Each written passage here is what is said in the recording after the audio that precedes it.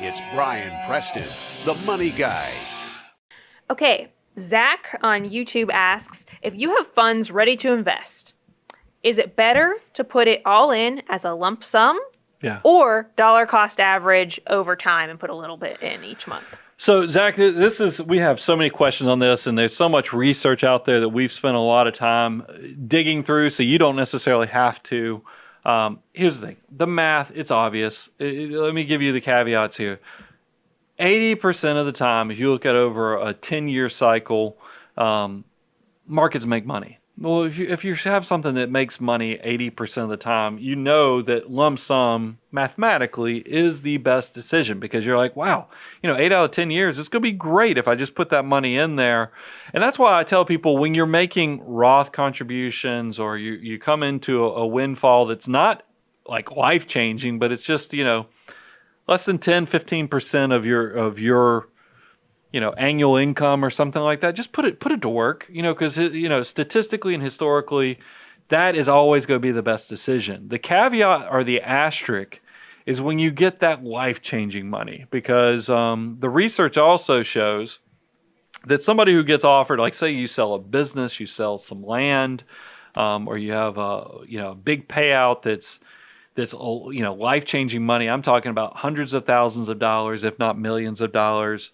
That's when it's a little different in the fact that you're like, wow, what if when I buy into this, it's right before we hit, that systematic risk problem where we hit a bear market that's crushing that, because I'd be disgusted if I got $1 million payment and then I put it right in the market and then it loses. What if this was, March of 2020 and it lost 35%?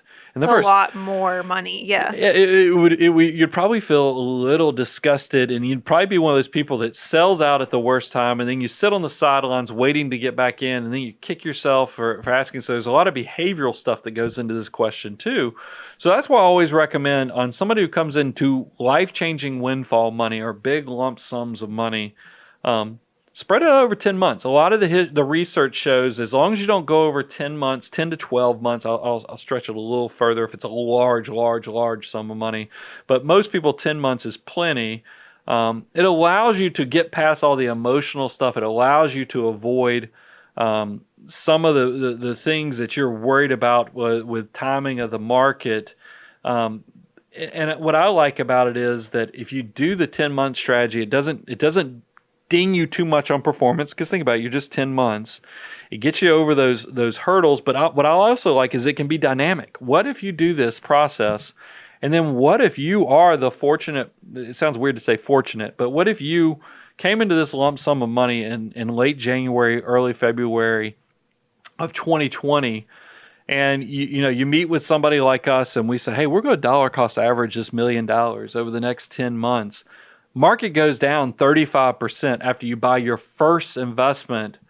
You're like, whoa, man, we just dodged a bullet. And I'm going to say it's better than that. You're going to call me up and be like, Brian, thank goodness we did this dollar cost averaging because I avoided a bullet. And I said, it gets better. Because you know what we're going to do now that we know once you cross over bear market territory, meaning the market lost 20%, why not turn this into a dynamic dollar cost averaging where you accelerate your purchases into a falling market, because that's going to allow you to turn this into an opportunity. You just turned a strategy that we know 20% of the time it's only going to win 20% of the time because markets make money 80%. But what if you could get an incredible premium by accelerating your dollar cost averaging into a volatile market?